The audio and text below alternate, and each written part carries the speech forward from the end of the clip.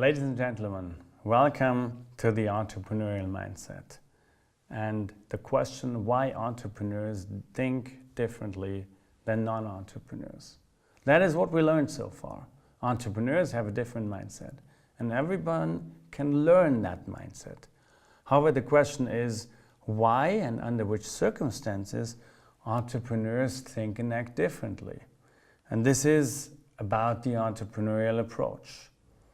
Let's look at the oil price and the development of crude oil over the last, decades. Starting in the 70s when we had the first oil crisis.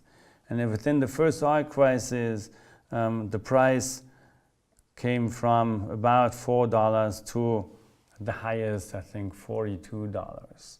If you look at that, the development before, it was really stable at a very comparably low oil price if you look at that from today.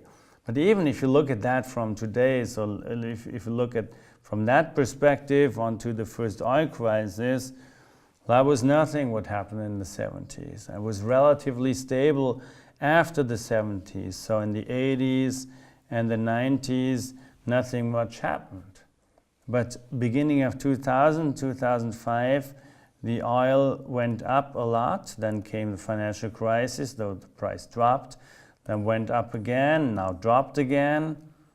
What's the development of the oil? And a lot more important, what do you do as an entrepreneur? Or let's say, what do you do as a businessman if you have to deal with oil? If you have to work in a company which relies on oil a lot. What do? You work for the chemical industry, for example, and you need oil for your products or your production processes or both. What do you do in that case? Well, everyone would tell you, I would try to find out how the oil price could develop in the future. If it goes up, stays stable, or goes up a lot, or even drops a little bit, nobody knows.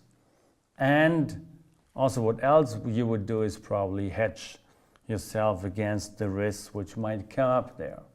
And this is what large companies do.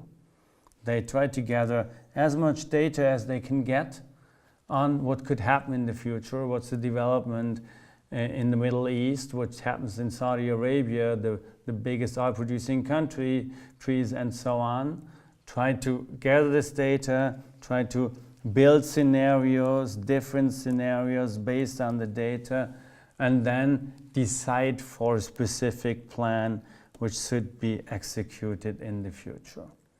And this is again, and I said that before, what you learn in business school. You define a future goal, and if you have that defined goal, you try to derive a way towards the goal, you gather the resources necessary and to carry out the plan. And ideally, you end up at the defined goal. So that was what we had at this process before. This is the first step, and then derive the way towards the goal. And the third step is you gather the resources necessary, and if then you are able to carry out the plan, you end up at the defined goal. Ideally, you end up there. But look at the oil prices. Unexpected things could happen. And if you look at that, and I'd like to start with a quote from one of the German chemical companies, big chemical companies. The CEO of this company once said, actually said in 2015, so not long ago, we had expected more favorable conditions. Over the course of the year, the business environment deteriorated as political and macroeconomic challenges increased. Oil prices, you see it here, and growth both dropped sharply.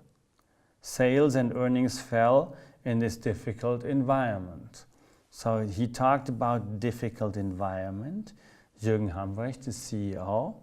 Although they did extensive research in a relatively stable market, maybe it was more unstable in that sense. They used their empirical models.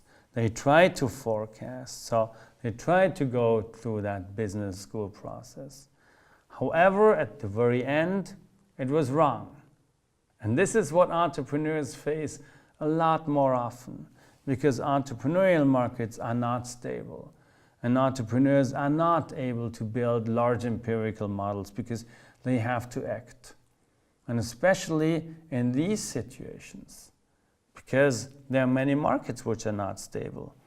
Think about the Segway. The Segway will be to the car what the car was to the horse and buggy. That was Dean Kamen. He said that, I think, in 2001 when he started his business on Segways. And by the way, he was, for example, financed by Steve Jobs, who believed in the same vision.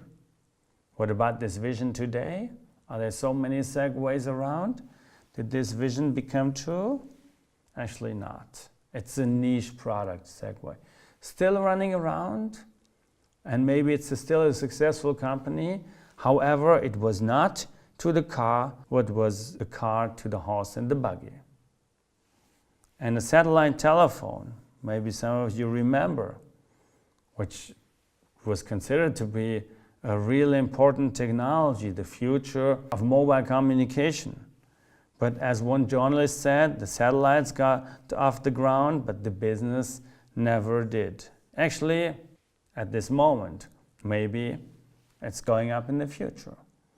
And one third example, the French car manufacturer Simca, which has been a car manufacturer bought by another car manufacturer in the meantime, thought in the 50s that the future will be nuclear-powered cars. And if you follow the discussion on nuclear power nowadays, it is not possible to say that there will ever be a car which is nuclear-powered, because this technology is considered to be a lot too unsafe for cars. Imagine if an accident happens. But even nowadays, in the car industry, we have a new discussion on how do we power cars in the future. And you see, this is also a quite unstable environments.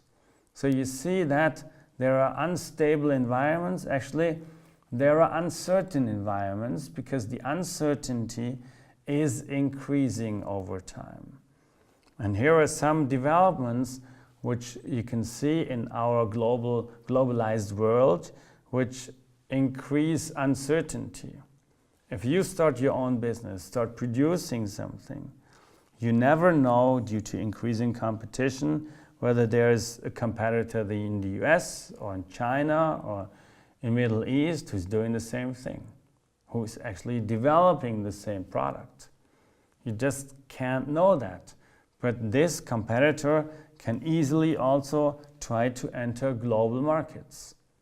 And financial markets will follow the interesting developments, and they will put pressure on those existing companies who can't follow fast enough.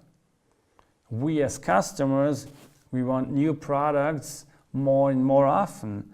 So the product life cycles get shorter and shorter, and we as customers are less loyal over time.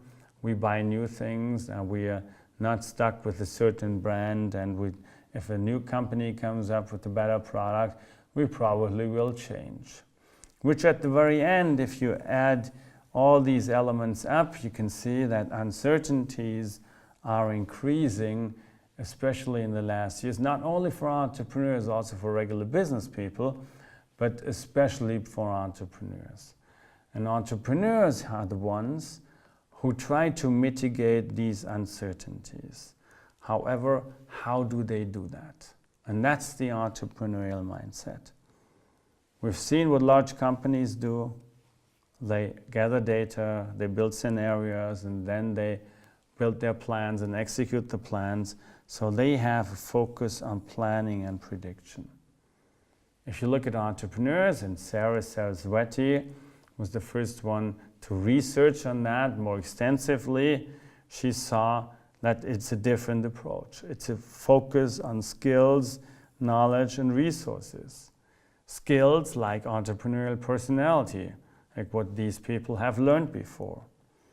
And a very, very typical quote on that is the one from Michael Dell.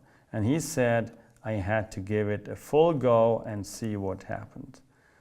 So what you can see is that in uncertain situations, people like Michael Dell don't try to predict the future. They don't try to plan.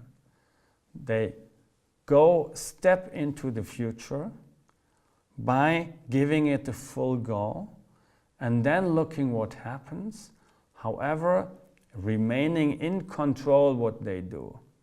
And this is the art of being an entrepreneur. And this is very important. You have a focus on yourself, on your skills, on your knowledge, and the resources you might gather.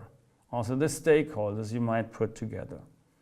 But then you don't predict the future, but you give it a go and you look what happens, but you try to remain in control, which is very typical for the entrepreneurial mindset. And if you look at Michael Dell and the Dell Corporation, you see that he undertook a very successful development over time. But most important now for us, for you to become an entrepreneur is, first of all, how do you find ideas at the very first time before you start your business? How you evaluate those ideas, and then how you get going in order to go through such a development. And this is what we'd like to do in the next chapters. So this first chapter was there to help you unfold your entrepreneurial personality, to show you that everyone can be an entrepreneur, and this is something you can learn. And what you can learn, we have to do in the next chapters. And one important issue is how to create the business idea and evaluate its potential. This is what we don't know right now, and if you have that, then you can get yourself started, and this is the real entrepreneurial process then, based on that entrepreneurial mindset we showed you in this chapter.